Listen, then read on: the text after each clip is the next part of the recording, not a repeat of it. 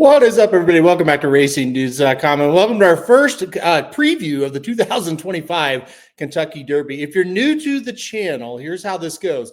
Every week, starting this week, up through the Kentucky Derby, well, Kentucky Derby week at least, we will have latest Kentucky Derby news and the top 5 horses pointed for that race. So every week on the channel, we will have this. This is the first one.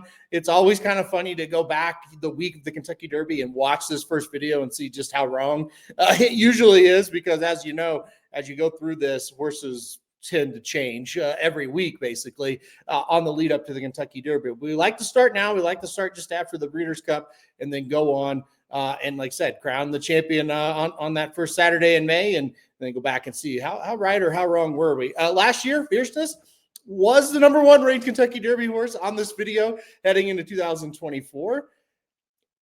I mean, he became one of the best horses in the crop. There's no doubt about that. It was kind of wrong about the Kentucky Derby, though, as he finished 15th. And that kind of shows you just how hard the race has been the last few years. It's been difficult. Mystic Dan was a horse some of you got to, and I don't think it was very much like just an impossible result that Mystic Dan won last year, but tough to get to. Certainly would have been ranked on this video at this time last year. You know, when you think about Rich Strike winning this race, another one that, you know, probably wouldn't even know who he was at the recording of the video for that year. But anyway, let's get to it. Not a lot of Kentucky Derby news, so I'm just going to go through the top 5 horses. We will cover news, like we'll recap races when they happen. If a maiden really flashes, we'll kind of talk about that maiden as well, if it wins during the week, stuff like that. But as far as this one goes, we'll just kind of do the top 5 because not a lot of news breaking right now. That'll change in the next couple of weeks or so. But number 5 on the list, I'll take a little bit of a shot with Admiral Dennis. Admiral Dennis, a maiden special weight winner just last week at Churchill Downs, and did it very impressively. And so if you don't kind of know the story on Admiral Dennis, he was heavily hyped for his debut race 2 races back. And I don't really know how to describe it other than it was just horrific. The trip, the ride, whoever you want to blame, bad luck or bad jock, I don't really care. But at the end of the day, he was loaded. He was ready to win. He was ready to run. He still ran once he got free. It took him forever to get free. He hit, he loses because he just didn't have anywhere to go. Second race of his career, he draws the outside. Luis Saez gets aboard this time. Basically just kept him super wide, super away from everybody. You could pretty much tell they told Saez, at least this is my guess, that they told Saez, just keep him out of trouble and we'll see what he can do. Well, I mean, he was wide the whole time and he still dominates, and he was looking better and better as they get closer to the wire. So Admiral Dennis, number 5 for me. I think he's going to get better as the distances get longer, so keep an eye on him. Number 4 is Sovereignty, and this is a horse that I thought was pretty impressive last time out at Churchill Downs, winning a Kentucky Derby prep race, doing it nicely. He was a maiden coming into this race. So the story on Sovereignty, every horse has a story at this point, right? He debuted on Travers Day in an absolutely loaded Travers Day maiden special weight for 2-year-olds. He came running. He didn't get the job done that day, but you could kind of tell, okay, he's a pretty good horse. Second start, he came running again at Belmont, stretched out to or at Aqueduct, Belmont at the Big A, stretched out to a mile, 1-turn mile, came running second, just barely defeated. Finally stretches out, 2 turns, Churchill Downs. Really didn't do anything right early in the race. He was behind. He was sluggish.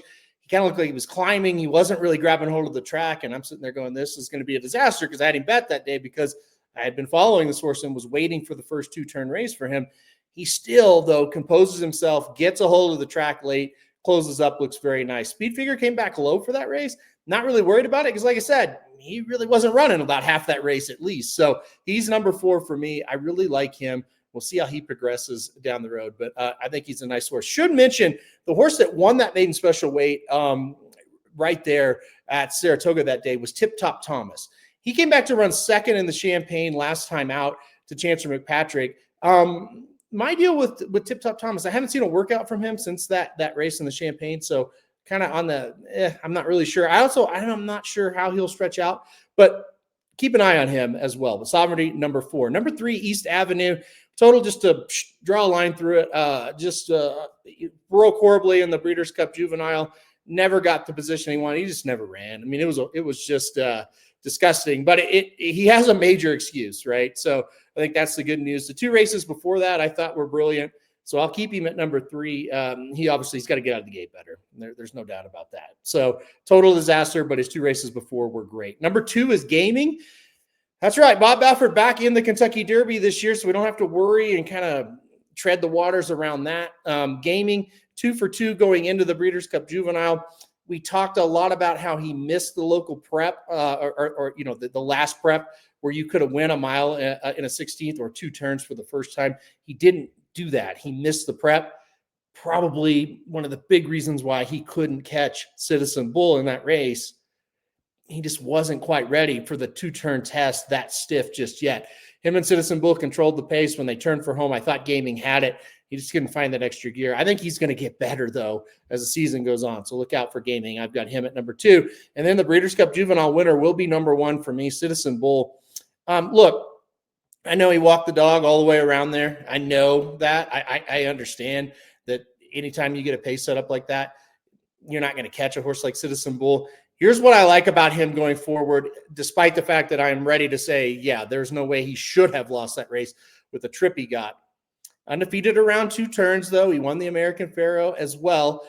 So that's a big thing. And you look at this horse, you look at the breeding, I think he's going to get better and better and better as the distances get longer. I think they've got him in a good spot now where they can kind of really truly work backwards from the Kentucky Derby. I mean, this horse is kind of in the starting gate already with 40 Derby points already earned. You can really set him up for his biggest race to be on the biggest day. Because let's face it, a lot of times you're trying to earn points. Maybe you're trying to get 3 preps in. With him, this feels to me like Robert B. Lewis, Santa Anita Derby, like 2 races and then boom, 3rd race of the cycle. He runs that big race, or it could be San Felipe, Santa Anita Derby. It could be a number of things, but it just kind of feels like 2 preps and then boom. I think he's set up really well. I think his breeding is really good. The only thing, and it's weird because he's number 1 on the list, the only thing I'm a little worried about, I'm not sure just how good he can be. I don't know that he has elite talent yet, but we haven't really seen him have to do it, right? Nice maiden win, lost to Gaming when going 7 furlongs, and then 2 wins going 2 turns. He's checked the boxes for me so far. And yeah, I know. Yeah, he got an easy pace setup, but yeah, a lot of these prep races are going to have that similar setup. And I just don't know that they're going to be able to catch him on the front end unless it's a horse like Gaming, and Gaming's also trained by Bob Baffert. So I don't really expect these 2 to kind of face each other for a while. I think they'll split them up. And, who's going to beat Citizen Bull out there in California if it's not Gaming, and who's going to beat Gaming if it's not Citizen Bull? That's just kind of how I look at it right now. So I've got Citizen Bull at number 1. A couple other horses we'll talk about just real quick. I'm sure you're watching. Well, what about Chancer McPatrick? He's been 3 for 3. And he just didn't get the pace set up to run in the Breeders' Cup Juvenile. I think one of 2 things with Chancer. I still have him, if we did 6 horses even, I think I'd have him number 6. I really love him. I was really disappointed in his Breeders' Cup effort. And again, you're going to say, he didn't have any pace to run in, but he didn't run a step going 2 turns for the first time. And the horse that finished 3rd was well behind Chancer McPatrick in the Breeders' Cup Juvenile. He made a run. And if I would have saw Chancer make that kind of run, I would say, well, sure, he's never going to win, but to run 3rd, to run 4th, if he made a run, you'd say, okay, I still feel okay about him. He didn't run much. So I'm kind of in a wait and see. Let's see him at 2 turns again. Let's see him in what I'm assuming will be an easier field. So that's number 1 with why I just kind of a wait and see with him. I'm not done with him by any stretch. Don't get me wrong. Number 2, I still don't love horses that come from dead last. And he did show a little bit more in the Breeders' Cup Juvenile. Maybe he'll kind of learn to do that as we go. But we kind of saw it with Sierra Leone, who in a crazy way does win the Classic, ends up being the horse of the year. But that style just didn't work in the big Triple Crown races, right? He didn't win the Derby. He didn't win the Belmont.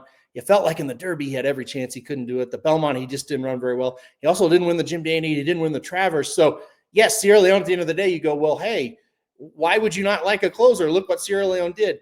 He went from April to November with 4 starts, and he never threatened, really. Well, I take that back. The Derby, he was threatening. But the other 3 races, he never really threatened. That's why I don't love closers, because, yeah, if they get the setup and they run huge on the right day, they can win a big race like the Classic. But a lot of times, especially American racing on the dirt, those deep closers just don't have that great of a shot. So, all right, I've rambled on enough. Number 5, Admiral Dennis. Number 4, Sovereignty. Number 3, East Avenue. Number 2, Gaming. And number 1, Citizen Bull. That's the top 5. Well, guys, like I said, this will probably go all the way. Look back in a month, and this might be completely different. But as we sit here on November 11th, that's what we're looking at right now. So stay tuned to the channel each and every week. I mean, every single week, we will have a Kentucky Derby update and Kentucky Derby new top 5. So make sure to check that out. We'll see you guys back here next week. Thanks, everybody, for watching this video. Hit that like button if you like it. Hit subscribe if you really like it. Want to be alerted anytime we do videos like this. And most importantly, keep tuning in for more Kentucky Derby coverage.